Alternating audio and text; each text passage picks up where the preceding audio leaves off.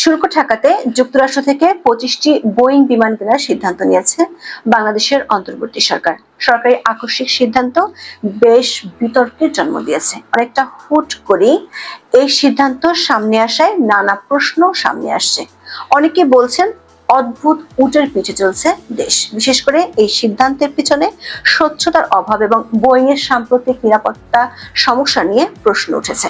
সাম্প্রতিক সময়ে বোয়িং বিমান এত বেশি দুর্ঘটনায় পড়ছে যা দেখে অনেকেই মনে করছে এ যেন সাক্ষাৎ মৃত্যুদূত। বিশেষজ্ঞরা মনে করছেন এটি নিছক রাজনৈতিক একটি সিদ্ধান্ত। এয়ারলাইন্সের প্রয়োজন বিবেচনায় না রেখে উপর থেকে এরকম কেনাকাটা চাপিয়ে দেওয়াকে অদ্ভুত বলছেন এভিয়েশন খাত সংশ্লিষ্টরা। তবে বাণিজ্য মন্ত্রণালয় একে মার্কিন শুল্ক প্রতিরোধের একটি কৌশলগত পদক্ষেপ হিসেবে উপস্থাপন করছে। প্রশ্ন উঠেছে, গমের পর বেশি দামে ও প্রয়োজন না থাকা সত্ত্বেও এতগুলো বিমান কেনার সিদ্ধান্ত কেন নিল ডক্টর ইউনূসের সরকার? আবার আন্তর্জাতিক রুটে ফ্লাইট চালিয়ে শত শত কোটি টাকা লোকসান গুনতে হচ্ছে রাষ্ট্রীয় পতাকাবাহী সংস্থা বিমান বাংলাদেশ এয়ারলাইন্সকে। সেখানে নতুন করে এতগুলো বিমান কেন আনতে হচ্ছে?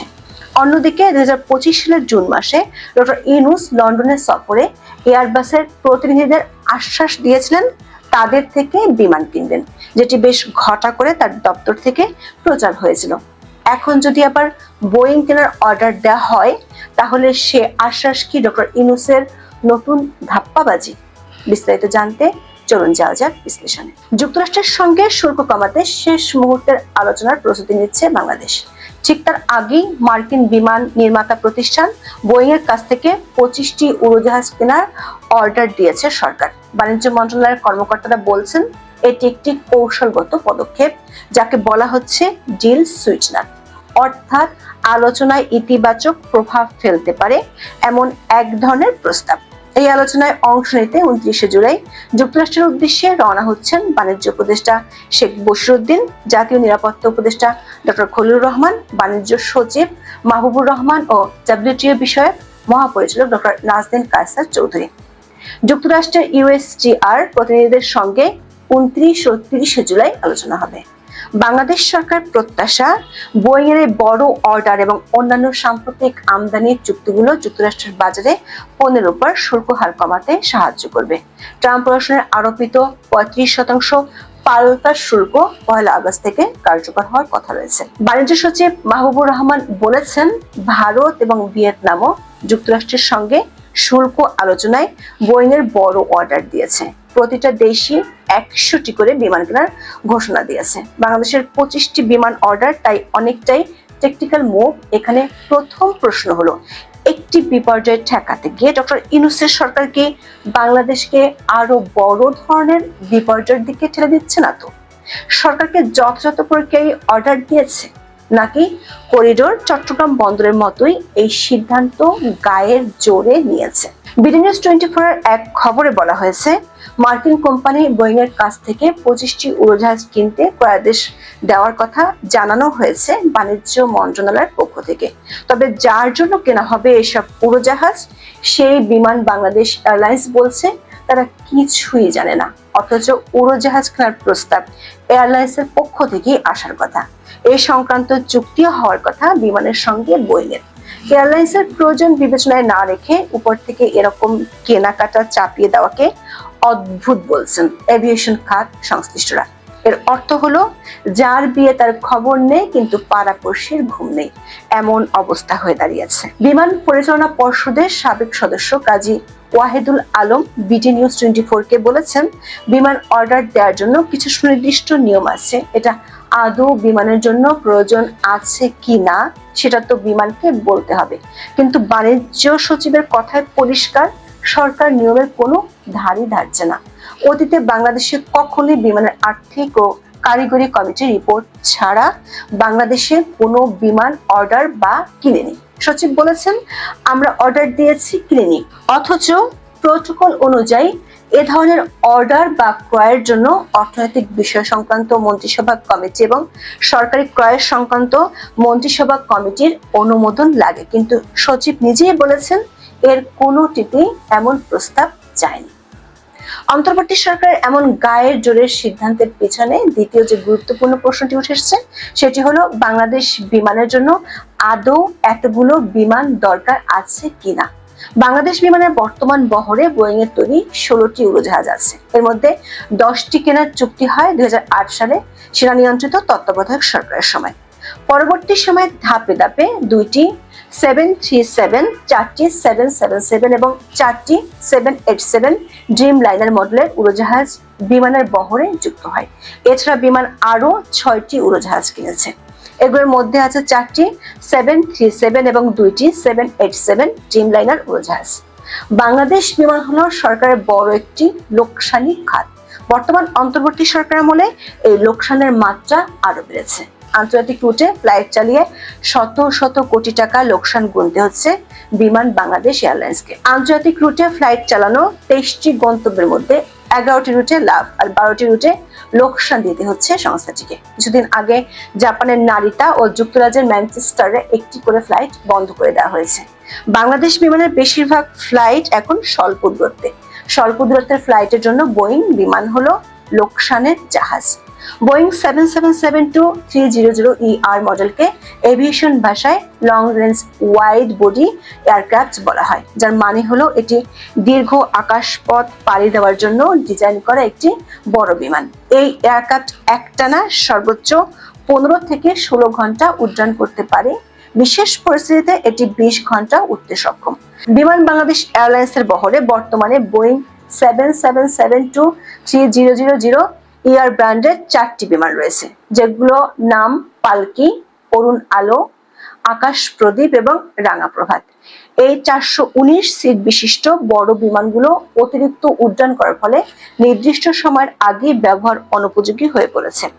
একই পরিস্থিতি বিমানের 6টি বোয়িং 787 ড্রিম লাইনারের ক্ষেত্রেও।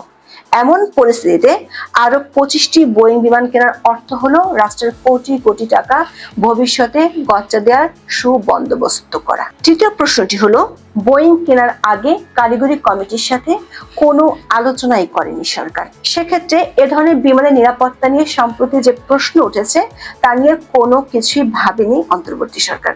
বোয়িং বিমান সম্পর্কে যেসব নেতিবাচক তথ্য আছে সেগুলোর প্রেক্ষিতে 25টি বোয়িং বিমান কেনা আদৌ যুক্তিযুক্ত কিনা। একটা সময় ছিল যখন বোয়িং কোম্পানির বিমানগুলোকে পৃথিবীর সবচেয়ে নিরাপদ বিমান মনে করা হতো, কিন্তু বোয়িং 737 ম্যাক্স এবং 787 ড্রিম লাইনার উড়োজাহাজের উৎপাদন প্রক্রিয়া নিয়ে অনেকদিন ধরেই কাজ করায় বোয়িং।